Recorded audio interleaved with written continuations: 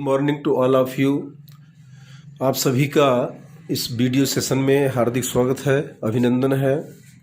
तो बच्चों, इसके पूर्व वीडियो में चूंकि हम एक मल्टीपर्पज वर्ब बी के विभिन्न उपयोग कहाँ कहाँ कैसे होते हैं, जिससे हमको अपने दैनिक जीवन में बोलने में, यदि हम चाहें कि हम इंग्लिश में टॉकिंग करें, हम कन्वर्सेशन करें, इसके लिए भी और परीक्षा की दृष्टि से भी ये बहुत ज़रूरी वर्ब है। इसके उपयोगों के विषय में जानना जरूरी है। इसलिए एक सीरीज हम लेकर चले हैं कि बी के कितने कंसेप्ट होते हैं, कहाँ कहाँ पर बी वर्ब का उपयोग होता है, किस रूप में होता है, कहाँ पर टू बी के रूप में होता है, कहाँ बींग के रूप में होता है, कहाँ पर बीन के रूप में होता है। तो इसका पूरा का पूरा स्ट्रक्चर विभिन्न वीडियो के माध्यम से आप तक पहुंचेगा।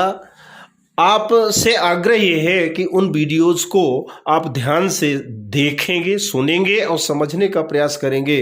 और इसके बाद भी प्रैक्टिस की आवश्यकता होगी। आपको प्रैक्टिस यदि आप करेंगे उसको, देखिए कोई भी ज्ञान हम संचित करते हैं, किसी ज्ञान को हम लेते हैं, एक्सेप्ट करते हैं, तो जब तक हम उसको इम्प्लीमेंट नहीं करेंगे, जब तक हम उसको लागू नहीं करेंगे अपने जीवन में, तब तक हमारा ज्ञान वो ज्यों का त्यों रखा रह जाएगा। इसलिए ज्ञान को दूसरों के साथ बांटना चाहिए, शेयर करना चाहिए, कहीं ना कहीं यूज करना चाहिए। उसको यूज करते रहने से हमारा वो ज्ञान निरंतर बना रहता है, उसमें क्या माने सततता रहती है, कंटिन्यूअस चलता रहता है वो। तो आज मैं आपको उस कंसेप्ट के बारे में बताने का प्रयास करूंगा जो कि इसके पिछले वीडियो में मैंने छोड़ दिया था। आपको ध्यान होगा कि इसके पूर्व वीडियो में, चूंकि लंबा वीडियो हो गया था, 2 भागों में वीडियो आपका 2B का मिलेगा, ये भी उसी का भाग है। 2B के वीडियोज़ में माने 3 भाग आपके रहेंगे, उसमें 1, 2 और 3, 1/3, 1/3, 2/3 और 3/3, ये तीसरा और अंतिम आपका भाग होगा। तो कल इसके पूर्व के वीडियो में जो मैंने आपसे आग्रह किया था कि जो 11 कंसेप्ट होते हैं 2B वर्ब के, कहाँ कहाँ पर कैसे यूज करते हैं, उसमें से आपका 7वां और 8वां नंबर मैंने छोड़ दिया था। और आपसे मैंने प्रॉमिस किया था, चूंकि ये थोड़ा सा लंबा और अलग टाइप का स्ट्रक्चर मुझको लगा, इसलिए मैंने वहाँ पर उसको छोड़ करके और ये आपसे कहा था, आपसे प्रॉमिस मैंने किया था कि मैं इसका सेपरेट वीडियो आपके सामने प्रस्तुत करूंगा। तो शायद आपको इसकी ज़्यादा जानकारी और बेहतर जानकारी आपको हो जाएगी। तो लीजिए, उसी वीडियोस को या उसी कंसेप्ट को लेकर के मैं आपके सामने उपस्थित हूं। यह है आपका 2B प्लस वर्ब का थर्ड फॉर्म पैसिव सेंटेंसेज में। पैसिव सेंटेंसेज में अब देखिए, एक्टिव पैसिव की बात यदि मैं करूं तो एक्टिव पैसिव का चैप्टर या कंसेप्ट आपका पूरा मैं बता चुका हूं। आप उनको बार बार देखिए, उनको यूज करिए, तो निश्चित रूप से आपको जानकारी होगी। 2B प्लस वर्ब का थर्ड फॉर्म पैसिव सेंटेंसेज में क्या क्या स्ट्रक्चर आपके होते हैं, वो 7 और 8 जो कंसेप्ट मैंने छोड़ा था, तो ये देखिए स्ट्रक्चर्स यहां पर मैंने लिखे हैं। फर्स्ट में is am are 2B plus verb का थर्ड फॉर्म, इसका सेंस क्या है? काम किया जाना है, मतलब किसी भी क्रिया को किया जाना है, मतलब काम हुआ नहीं है, काम अभी शेष है, काम अभी बचा हुआ है, वो काम किया जाना है, उसमें is am are 2B verb का थर्ड फॉर्म का प्रयोग करते हैं। दूसरा देखिए, हैज हैव 2B वर्ब का थर्ड फॉर्म, ये भी वही है, काम किया जाना है। लेकिन अब बच्चों बात यहां पर आती है कि is am are 2B plus verb का थर्ड फॉर्म, काम किया जाना है। दूसरा भी वही है, हैज हैव 2B वर्ब का थर्ड फॉर्म, काम किया जाना है। तो इसका अलग से इंडिकेशन मैंने यहां पर दिया है, आप बहुत अच्छी तरह से देख सकते हैं। ये हैज हैव का प्रयोग 2B वर्ब का थर्ड फॉर्म हम कब करेंगे? ये कंपल्सन के केस में होता है बच्चों। कंपल्सन का मतलब होता है अनिवार्यता या मजबूरी। जब किसी कार्य को करने की अनिवार्यता हो, कंपल्सन केसेज हो, मजबूरी हो हमारी, तो उस स्थिति में हम is am are plus 2B plus verb के थर्ड फॉर्म जो स्ट्रक्चर बनाते हैं, उसकी जगह हम क्या सब्जेक्ट के आधार पर हैज और हैव में से यदि हम बना देंगे तो निश्चित रूप से वो काम कंपल्सन में आ जाएगा, अनिवार्यता में आ जाएगा, मतलब उसको किया ही जाना है, ऐसा आप मान लीजिए। तो ये आपको बात क्लियर हो गई कि is am are to be plus verb का थर्ड फॉर्म काम किया जाना है, has have to be verb का थर्ड फॉर्म काम किया जाना है, ये है। लेकिन हैज और हैव के मामले में मैंने अभी आपको बताया कि ये कंपल्सन के केसेज होते हैं, अनिवार्यता होती है, मजबूरी भी उसको कह सकते हैं आप। कंपल्सन का मतलब होता है अनिवार्यता या मजबूरी। अगर वो काम जरूरी है किया जाना तो उसमें हम इज एम आर की जगह अकॉर्डिंग टू योर सब्जेक्ट हम हैज और हैव का प्रयोग करके अपने वाक्य को बना सकते हैं, इसमें कोई दो राय नहीं है। ठीक यही स्थिति was were plus to be plus verb का थर्ड फॉर्म काम किया जाना था, पास्ट की बात है।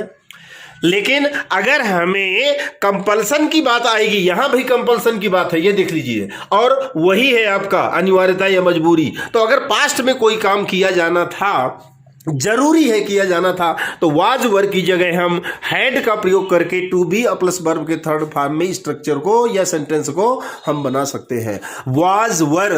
अब ये तो आप जानते हैं इज एम आर का प्रयोग कहां करते हैं, ये बताने की जरूरत नहीं है आपको, ये तो सब आपको टेंस में पूरा बताया जा चुका है। इसका प्रयोग सिंगुलर नंबर एक वचन के साथ करते हैं, ठीक है। एम का प्रयोग सुरक्षित है आई के लिए, आर का प्रयोग बहुवचन के साथ करते हैं, हैज का प्रयोग सिंगुलर नंबर के साथ और हैव का बहुवचन के साथ में, वाज सिंगुलर नंबर, वर बहुवचन, और हैड का प्रयोग तो आप जानते हैं कि सभी के साथ मैंने किया जाता है। तो कंपल्सन के केसेस में जैसे मैंने बताया कि इज एम आर की जगह आप हैज और have according to your subject, आपके वाक्य में क्या सब्जेक्ट है, तो सब्जेक्ट के आधार पर जहां पर इज एम आर का आपने सुटेबल प्रयोग किया है, परफेक्ट यूज किया है, उसी के आधार पर हैज हैव का यदि आप प्रयोग कर देते हैं तो वो कंपल्सन के केस में आ जाएगा, मतलब मजबूरी वाले केस में, अनिवार्यता वाले केस में आ जाएगा। इसी प्रकार से अगर पास्ट की बात मैं करूं, was were to be verb का थर्ड फॉर्म काम किया जाना था, मतलब पास्ट में बीते हुए समय में कोई काम किया जाना था, उसके विषय में यदि स्ट्रक्चर कहता है, हमारा सेंटेंस कहता है, तो हम वाज वर का प्रयोग करके बनाएंगे। और यदि मजबूरी की बात हो, अनिवार्यता की बात हो, तो काम किया जाना था ये भी है, तो आप वाज वर दोनों की जगह में हैड का प्रयोग कर सकते हैं। इसमें कोई माने क्या वाज की जगह हम अलग करेंगे, वर की जगह अलग करेंगे, ऐसा बिल्कुल नहीं है, आप हैड का प्रयोग करके बना सकते हैं। क्लियर? आगे चलते हैं। नीड और एस लिखा हुआ है बच्चों, ये है ना। तो अब आपको ध्यान आया होगा कि जब मैंने प्रेजेंट इंडेफिनिट या सिंपल प्रेजेंट आपको बताया था, टेंस की जानकारी आपको दी थी, तो उसमें आपने देखा था स्ट्रक्चर में subject plus main verb plus S R E S but only in singular number third person plus object plus other words, ये मैंने उसका स्ट्रक्चर बताया था सिंपल प्रेजेंट का, कि यदि हमारा कर्ता क्या सिंगुलर नंबर थर्ड पर्सन है तो उसमें जरूरत के आधार पर कहीं पर वर्ब में एस भी लगती है, कुछ वर्ब्स होती हैं, कुछ वर्ब्स ऐसी होती हैं जिनमें ईएस भी लगाना पड़ता है। राम विद्यालय जाता है तो आप क्या करते हैं, Ram goes to school. Ram पुस्तक पढ़ता है तो राम रीड्स अ बुक, इस प्रकार से आप बनाते हैं। तो नीड्स माने ये वर्तमान काल की बात है, तो नीड्स टू बी वर्ब का थर्ड फॉर्म काम किया जाना है, इसका भी वही है आपका। नीडेड, नीड का सेकेंड फॉर्म आपका होता है needed, need needed needed. Need का मतलब बच्चों होता है जरूरत होना, नीड का मतलब आवश्यकता होना या जरूरत होना। तो नीड्स आप तभी करेंगे जब आपका कर्ता क्या थर्ड पर्सन हो, सिंगुलर नंबर हो। तो needs to be plus verb का थर्ड फॉर्म काम किया जाना है। नीडेड पास्ट टेंस की बात है, टू बी वर्ब का थर्ड फॉर्म काम किया जाना था। तो ये चूंकि स्ट्रक्चर्स वहां पर मैंने जो 11 आपके कंसेप्ट मैंने बताए थे टू बी इसके पहले वाले वीडियो में, उन दो को 7 और 8 नंबर को मैंने छोड़ा था और आपसे ये कहा था कि इसका सेपरेट वीडियो मैं आपको बना करके दूंगा आपको समझाने का, क्योंकि वहां पर तो कंटिन्यू अपन 11 कंसेप्ट लेकर चल रहे हैं, तो इतना अलग से बताना उसको, अब उसको उस पर ज्यादा जोर देना, उस पर फोकस करना, ये वहां पर संभव नहीं था। इसलिए मैंने वहां आपसे कहा था कि आप इसको यहां पर अभी हम छोड़ देते हैं, इसका एक सेपरेट वीडियो आपको आपके पास उपलब्ध होगा, तो वही मैंने यहां पर बनाने का प्रयास किया है। अब ये तो बात आपको समझ में आ गई कि काम वर्तमान में किया जाना है, पैसिव वॉइस है, ध्यान रखेंगे, क्योंकि हम पढ़ ही रहे हैं टू बी प्लस वर्ब का थर्ड फॉर्म, पैसिव सेंटेंसेज की बात हम कर रहे हैं, हम एक्टिव सेंटेंसेस की बात नहीं कर रहे हैं। Is am are to be verb का थर्ड फॉर्म काम किया जाना है वर्तमान काल में, has have to be verb का थर्ड फॉर्म काम किया जाना है, ये भी वर्तमान काल में। लेकिन ये हैज और हैव का प्रयोग बच्चों होता है केवल अनिवार्यता या मजबूरी के केसेज में, जिसको हम क्या कहते हैं, कंपल्सन केसेस कहते हैं। वाज वर आप जान गए कि भूतकाल की बात होती है, पास्ट की बात होती है, काम किया जाना था। और इसी को यदि कंपल्सन के केसेज में है, मजबूरी वाली बात है, अनिवार्यता की बात है, तो आप हैड का प्रयोग दोनों के स्थान में कर सकते हैं वाज और वर की जगह। नीड में एस तभी लगेगा जब कर्ता आपका सिंगुलर नंबर थर्ड पर्सन होगा। टू बी वर्ब का थर्ड फॉर्म, काम किया जाना है। नीड का मतलब होता है जरूरत होना। नीडेड उसका सेकंड फॉर्म है जो पास्ट टेंस में प्रयोग होती है। टू बी वर्ब का थर्ड फॉर्म, काम किया जाना था। अब इसको और अधिक क्लियर हम कर पाएंगे उदाहरणों के माध्यम से। तो लीजिए एग्जांपल्स आपके सामने प्रस्तुत हैं। Ram is to be cleaned, sorry room is to be cleaned, मतलब क्या हुआ, कमरा साफ किया जाना है। ये लीजिए, room is to be cleaned, कमरे को साफ किया जाना है, यह है इसका सेंस। अब एक चीज मैं यहां बता दूं आपको पैसिव वॉइस की केसेज में कि कोई आवश्यक नहीं है कि यहां पर सब्जेक्ट दिया हो। पैसिव वॉइस बनाने के लिए सब्जेक्ट का होना जरूरी नहीं है, पैसिव वॉइस के लिए ऑब्जेक्ट का होना जरूरी है, क्योंकि विदाउट ऑब्जेक्ट आप पैसिव वॉइस बना ही नहीं सकते। तो यहां पर रूम, ये चूंकि ऑब्जेक्ट था तो ये सब्जेक्ट की जगह आ गया रूम, और ये सिंगुलर नंबर थर्ड पर्सन का सब्जेक्ट है तो इसका प्रयोग होगा वर्तमान काल में। रूम इज और स्ट्रक्चर, अकॉर्डिंग टू और स्ट्रक्चर जो हम लेकर चल रहे हैं, टू बी वर्ब का third form, room is to be cleaned. अब इसमें क्या है ना, सब्जेक्ट हमारा नहीं है और तो कभी कभी दिया भी रहता है, कभी नहीं भी दिया रहता है। आप बना सकते हैं room is to be cleaned by करके कुछ भी, राम या प्यून कुछ भी आप डाल सकते हैं, लेकिन कोई जरूरत नहीं है, आप उसको इसी प्रकार से बना सकते हैं। तो room is to be cleaned, कमरे को साफ किया जाना है, यह वर्तमान काल की बात है। ठीक, अब यदि यहीं पर अनिवार्यता हो कि काफी दिन हो गए हैं, रूम बहुत ज्यादा गंदा हो चुका है, उसको साफ करना नितांत आवश्यक है, तो आप इज की जगह में हैज का प्रयोग कर दीजिए। तो room has to be cleaned, मतलब कमरे को साफ करना नितांत आवश्यक है। कमरे को साफ मैंने क्या, नितांत या आवश्यक रूप से अनिवार्यता है उसको साफ किए जाने की। तो room is to be cleaned, कमरे को साफ किया जाना है।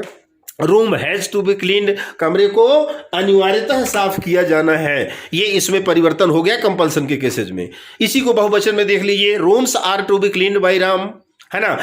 कमरों को, अब चूंकि रूम्स आ गया तो रूम्स की जगह में बहुवचन है तो आर का प्रयोग होगा। तो rooms are to be cleaned by Ram, यहां पर सब्जेक्ट भी दिया है नाउन के रूप में, तो बाई करके हम जोड़ देते हैं, ये तो पैसिव वॉइस में आपको मालूम है। तो rooms are to be cleaned by Ram, माने कमरों को क्या, राम के द्वारा साफ किया जाना है। इसी को अनिवार्यता बनाना है तो आर की जगह हैव का प्रयोग करेंगे, बहुवचन की बात है।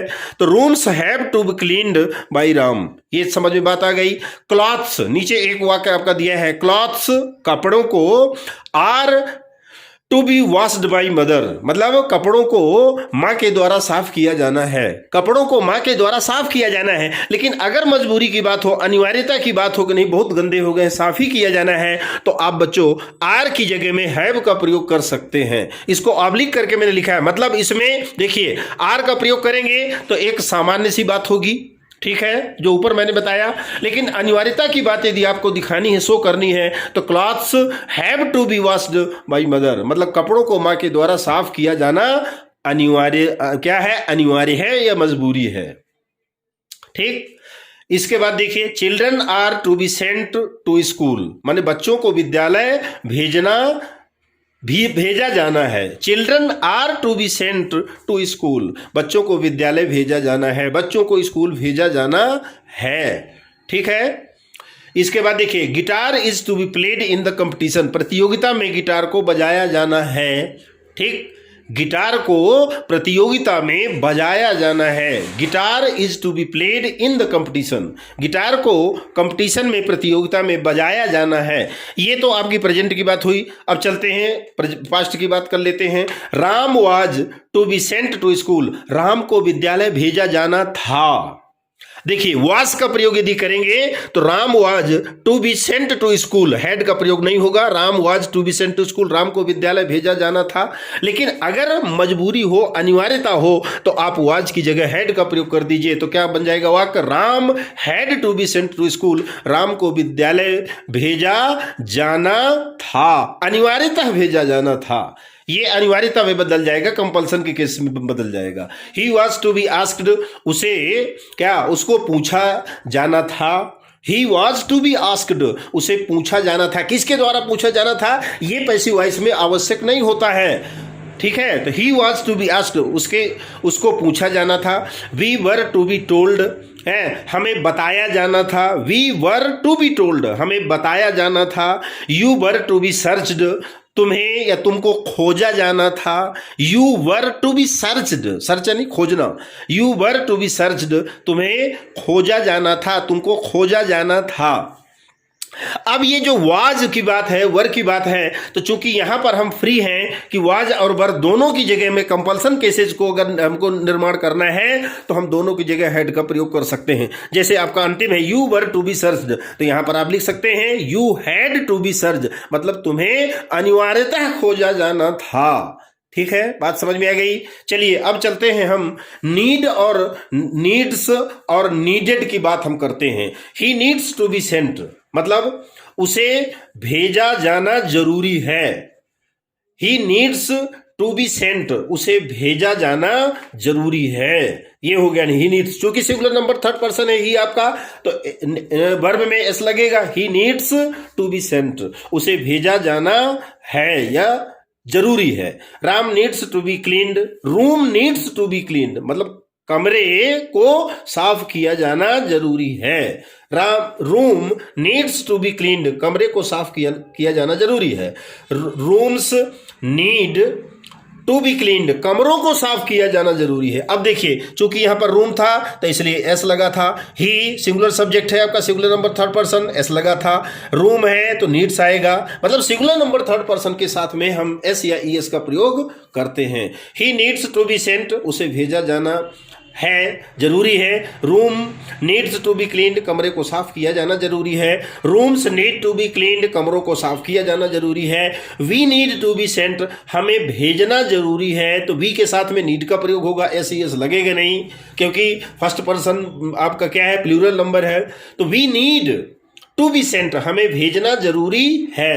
Rooms needed to be cleaned, कमरों को साफ किया जाना जरूरी था। नीडेड आ गया, ये पास्ट टेंस आ गया आपका, तो कमरों को साफ किया जाना जरूरी था। We needed to be sent, हमको भेजना जरूरी था, हमको भेजना जरूरी था, माने भेजने का कार्य जो है वो बिल्कुल कंपलसरी था, जरूरी था, इसलिए सेकेंड फॉर्म का प्रयोग हुआ है।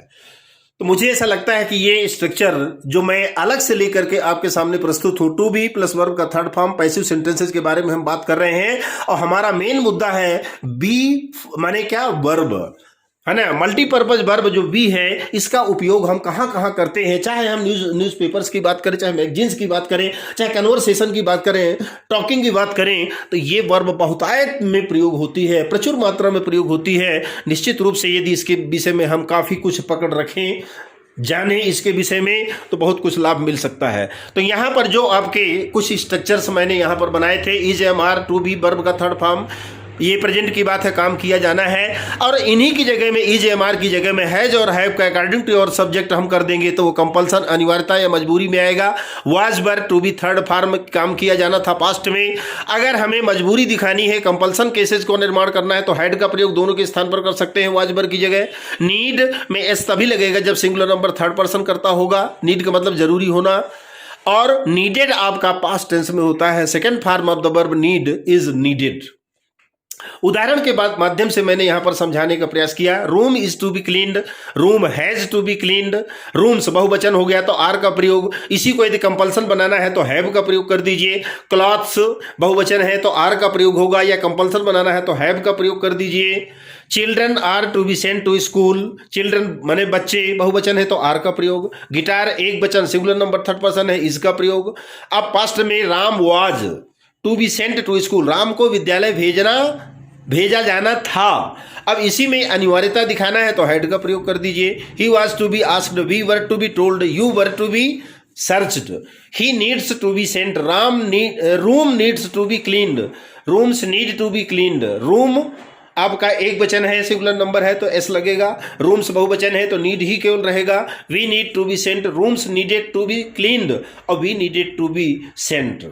ठीक, अब यहां पर दो वाक्य मैंने एक्टिव से पैसिव में बना करके आपके सामने रखने का प्रयास किया है, आप उनको देख रहे होंगे। एक्टिव वॉइस में I am to clean the room, अब इसका मतलब क्या होता है, ऐसा वाक्य तो आपने पढ़ा नहीं। I am to clean the room क्या है ये, तो बच्चों मैं आपको बताऊं, मैं ये I am to, am to, is to, has to, have to, इसका भी एक अलग से स्ट्रक्चर है, उसको भी मैं आपके सामने बहुत जल्द प्रस्तुत करूंगा मैं, कि हम एम टू, इज टू, जो हेल्पिंग वर्ब्स होती हैं इनके साथ टू का प्रयोग करके हम क्या सेंस निकालते हैं और किस प्रकार से उसका प्रयोग करते हैं। तो यहां पर केवल मैं आपको इसका सेंस बता देता हूं। I am to clean the room मतलब मुझे कमरा साफ करना है, इसका मतलब यह होता है I am to clean the room, मुझे कमरा साफ करना है। तो आई एम, मैं हूं, टू क्लीन द रूम, कमरा साफ करने के लिए, मैं हूं कमरा साफ करने के लिए, मतलब मुझे कमरा साफ करना है। तो अब इसका पैसिव वॉइस क्या बनेगा, कमरा मेरे द्वारा साफ किया जाना है, बस हो गया। द रूम ये ऑब्जेक्ट है आपका, ये देखिए ऑब्जेक्ट क्या है, द रूम, द रूम के साथ इज का प्रयोग होगा, तो the room is to be cleaned, verb का थर्ड फॉर्म का प्रयोग होता है पैसिव वॉइस में, बाय मी, आई को मी में बदल देंगे, तो the room is to be cleaned by me. तो यहां पर इसको ध्यान से आप देखेंगे, I am to clean the room, मुझे कमरा साफ करना है, इसका सेंस ये होगा। इसका अलग वीडियो लेक्चर आपको मैं बना करके जल्द प्रस्तुत करूंगा, वो भी आपके सामने आएगा। एक और देख लीजिए, Ram had to wash the clothes, Ram को कपड़े साफ करने थे, Ram had to wash the clothes, Ram को कपड़े साफ करने थे, the clothes had to be washed by Ram, ठीक है। Ram had to wash the clothes, Ram को कपड़े साफ करने थे, तो द क्लॉथ्स आपका ये ऑब्जेक्ट था तो सब्जेक्ट बन गया। द क्लॉथ्स हैड का प्रयोग करेंगे, टू बी का प्रयोग करेंगे, वर्ब का थर्ड फॉर्म वॉश्ड होगा, तो the clothes had to be washed by Ram.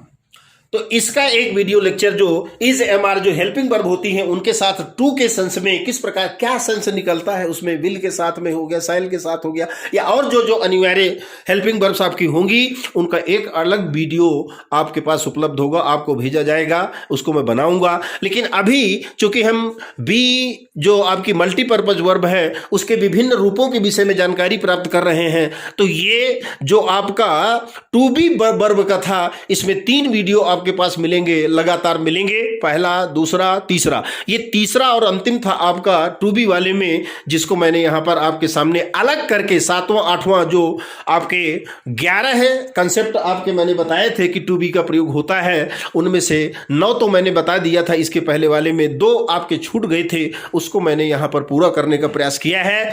मुझे उम्मीद है कि आपको मेरी बात समझ में आई होगी और आएगी।